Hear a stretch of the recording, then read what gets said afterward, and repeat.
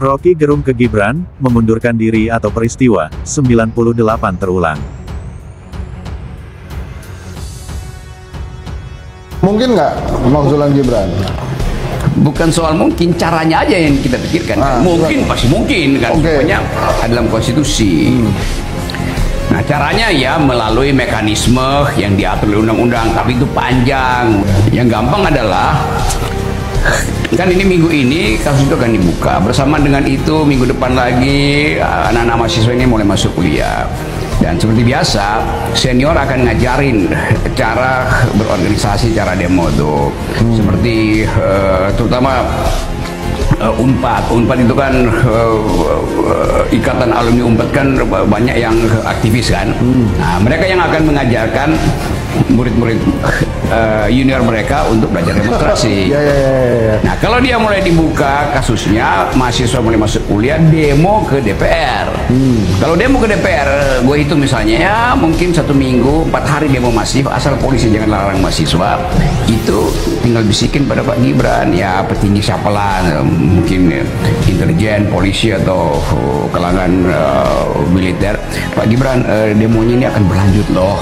Jadi tinggal pilih mengundurkan diri atau 98, gitu aja.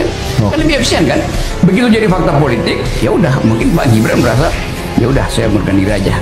Nyampe tuh kayak gitu. Masih itu lebih efektif. Otaknya dia nyampe tuh, bakal udah gue undur aja deh daripada ntar kayak 98. Ya tetap, ya ini kan tekanan politik. Dia ada otak apa nggak ada otak, ya faktanya udah terjadi. Kan nggak perlu lagi pakai otak kan, karena udah kelihatan sama si Pak Harto. Pak Harto sangat cerdas dan cerdik, berotak dalam politik. Tapi beliau merasa saya sudah lihat masa sebanyak itu artinya akan terjadi social unrest, kerusuhan di mana-mana, ya saya mundur aja kan. Upaya pemakzulan Wapres itu kan sudah lama ya didiskusikan, dan waktu itu saya ingat saya juga banyak sekali diskusi tentang itu.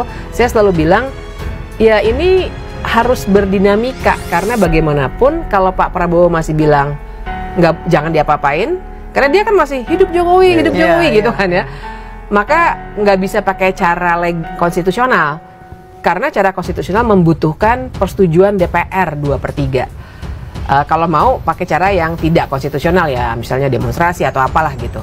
Nah, dengan sinyal seperti ini, jangan-jangan saya nggak tahu, kita mesti lihat Pak Prabowo masih akan meneriakan hidup Jokowi lagi atau enggak. Selama ada kopi dia nggak akan meneriakan. Nggak akan ya. Sama kayak kita Mas. Selama masih ada kopi kerja terus. Atau bukan teh ya. Kalau teh nanti dimarahin berarti. Karena kalau konstitusional agak berat ya, karena butuh persetujuan yang panjang. Itu 2/3. DPR kemudian MK juga ya. MK lagi. Ya. Di MK pasti lebih challenging tuh sekarang ya. Nah, jadi apakah mungkin nanti akan ada pemakzulan jadinya? Bisa jadi ya. Bisa 2/3 itu dicapai. Nah, tapi kan itu tadi tuh saya mau ngingetin bahwa jalan konstitusional yang namanya pemakzulan itu cuma satu cara. Sebenarnya ada cara lainnya yang mungkin dilakukan. Kalau ada tekanan besar misalnya yang bikin 98 turun, contohnya. Iya, itu kan tekanan besar yang bikin orang turun kan. Kan Pak Harto dulu turun nggak secara melalui MPR gitu. Enggak. Pak Jokowi itu ketika mendengar berita itu kan dia komentarnya begini, ya nggak bisa dong menjatuhkan, memakzulkan presiden tuh hanya wapresnya. Dulu kan satu paket gitu. Beda dengan Filipina, presiden dipilih terpisah dari wapres gitu. Itu kata Pak Jokowi. Nah itu penjelasan tuh salah, tapi menurut saya Pak Jokowi bukan tidak tahu bahwa itu salah. Itu adalah menurut saya semacam ancaman terselubung. Pedang bermata dua ya. Pak Jokowi pasti tahu bahwa menurut Undang-Undang Dasar, cara menjatuhkan presiden itu disebut presiden dan atau. Dan itu bisa bersama atau bisa salah satunya, bisa presiden sendiri, bisa dulu Pak Harto sendiri juga. Lalu yang di bawahnya nih. Atau kalau sekarang aturannya kalau yang bawah yang kena, presiden yang terpilih memilih calon baru 3 orang misalnya. Kan itu terjadi waktu Gus Dur ya. Ya bisa. Nah tapi ini soal politik, kita tunggu aja perkembangannya. Apa enggak ini juga lahir dari konteks kemarin itu ada tarik-menarik yang besar nih antara pemerintahan baru dengan katakanlah aktor-aktor pemerintahan lama nih dalam konteks itulah terjadi peristiwa para purnawirawan ini. Jelas itu selalu ada Soal dua matahari. dua matahari. Tetapi publik menganggap bahwa pikiran mereka, kecurigaan mereka bahwa ada manipulasi itu diperjelas justru oleh kajian para purnawirawan. Kan dia lakukan kajian berbulan-bulan kan. Jadi tidak mungkin itu datang hanya karena dendam. Jadi mereka dendam karena konstitusi dipermainkan. Saya kira itu dalil utama dari teman-teman purnawirawan Ada di sana ya. Oke, jadi menurut Bung Rocky seberapa mungkin bisa terlaksana? Oh, itu menurut saya itu pasti terlaksana. Pasti terlaksana. Karena dia unstoppable. Dan kan orang mau lihat nanti Presiden Prabowo bagaimana akibatnya itu. Apa nih satu paket jatuh. Kan udah berpikir sampai situ kan. Yang berpikir itu siapa? Ya justru Pak Jokowi yang berpikir begitu kan. Jadi dia yang cemas sendiri sebetulnya. Ketika ada surat yang ditujukan kepada Anda, tentu tahu surat itu surat apa, Pak Muzani? Surat dari purnawirawan, surat cinta dari purnawirawan. Saya terus terang sampai sekarang sejak masa reses masuk kantor sesekali saja karena saya ada beberapa kerjaan di luar yang harus saya datangi di beberapa daerah. Saya belum cek apakah surat itu sudah ada apa belum, saya belum. Tapi mengenai isu itu apa yang ingin disampaikan? Karena disebutkan suratnya sudah sampai ke DPR MPR kaitannya dengan pemakzulan atau ya, saya belum baca surat tersebut, tapi dari beberapa macam pemberitaan saya sudah baca, saya sudah dengar tentang maksud dari surat tersebut melalui berbagai macam pemberitaan. Tetapi sebagai sebuah gugatan yang dimaksud dalam surat tersebut, saya sudah sampaikan bahwa sejak awal pencalonan Mas Gibran itu kan selalu dipertanyakan, dipersoalkan karena umur, dan kemudian persoalan itu kemudian diajukan ke Mahkamah Konstitusi. Kemudian Mahkamah Konstitusi sudah menetapkan bahwa yang bersangkutan bisa maju menjadi calon wakil presiden. Majelis Permusyawaratan Rakyat pada tanggal 20 Oktober 2024 menyelenggarakan pelantikan presiden dan wakil presiden yang dihadiri oleh seluruh anggota MPR RI dan disaksikan oleh banyak sekali kepala negara ketika itu. Itulah yang artinya terjadi. apa, Pak? Artinya bahwa Prabowo adalah presiden yang sah dari hasil pemilihan umum yang konstitusional, dan Gibran Rakabuming Raka adalah wakil presiden yang sah dari hasil pemilihan umum yang demokratis. Membaca, saya menduga mungkin masalah pemakzulan Gibran ini bukan pemakzulannya yang masalah. Yang menjadi problem siapa yang menggantikan. Itu persis. Siapa tahu itu penyebabnya, sehingga kan begini. Surat ini kan tidak diterima, tidak dibuang. Masih menggantung. Menggantung. Iya. Nah, kalau dia sudah menolak Gibran, dibuang dong. Iya.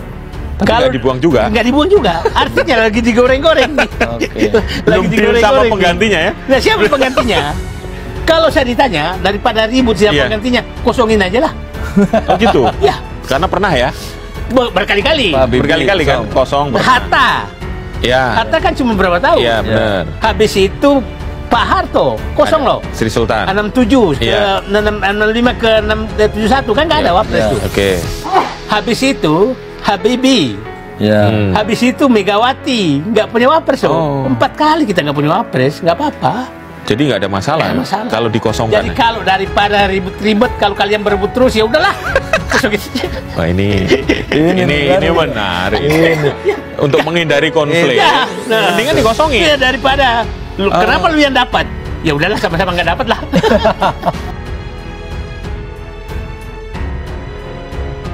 Pengamat politik, Rocky Gerung menyebut bahwa pemakzulan Wakil Presiden RI, Gibran Rakabuming Raka itu bisa saja terjadi, dan bukanlah hal yang tidak mungkin. Rocky belak-belakan soal pemakzulan Gibran tersebut dalam podcastnya bersama ahli komunikasi, Henry Satrio. Saat ditanya oleh Henry apakah mungkin seorang Gibran bisa untuk dimakzulkan, dengan lantang Rocky menjawab pasti mungkin. Mungkin enggak itu tentang pemakzulan Gibran? Tanya Henry sebagai host. Bukan soal mungkin, caranya aja yang kita pikirkan. Mungkin pasti mungkin, semuanya ada dalam konstitusi, jawab Rocky. Menurut Rocky, bukanlah soal mungkin atau tidaknya, namun kini yang harus dipikirkan adalah cara untuk pemakzulan tersebut. Pasalnya, Rocky menyebut bahwa apabila dengan cara yang sesuai dalam undang-undang, maka akan menghabiskan banyak waktu dan sulit. Caranya melalui mekanisme yang diatur oleh undang-undang, tapi itu panjang. DPR harus proses dulu, lalu ke MPR, MPR kirim ke MK, MK buka sidang dengan hukum acara pemakzulan, setelah diputuskan dikembalikan ke MK, kan sulit, urai Rocky. Rocky kemudian menyarankan cara lainnya yang dianggap lebih praktis dan efektif. Ia berpendapat bahwa kini yang harusnya turun langsung ke lapangan adalah para mahasiswa. Rocky mengatakan bahwa power mahasiswa untuk demo ke Dewan Perwakilan Rakyat, DPR, akan lebih kuat dan menghasilkan. Dari situlah, nantinya menurut Rocky akan muncul dilema di benak Gibran dan memilih antara memundurkan diri atau bisa terjadi kerusuhan seperti tahun 1998. Yang gampang adalah, kan minggu ini kasus itu akan dibuka, bersama dengan itu mahasiswa juga sudah mulai masuk kuliah, pasti sama senior akan diajari cara berorganisasi cara demo itu, terutama Unpad, ujar Rocky. Nah, kalau kasusnya mulai dibuka, mahasiswa mulai masuk kuliah, demo ke DPR. Kalau demo ke DPR, saya hitung 1 minggu, 4 hari demo masif, asal polisi jangan larang mahasiswa.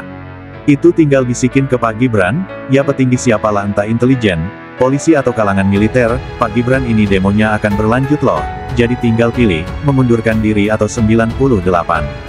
Gitu aja, itu lebih efektif, sambungnya.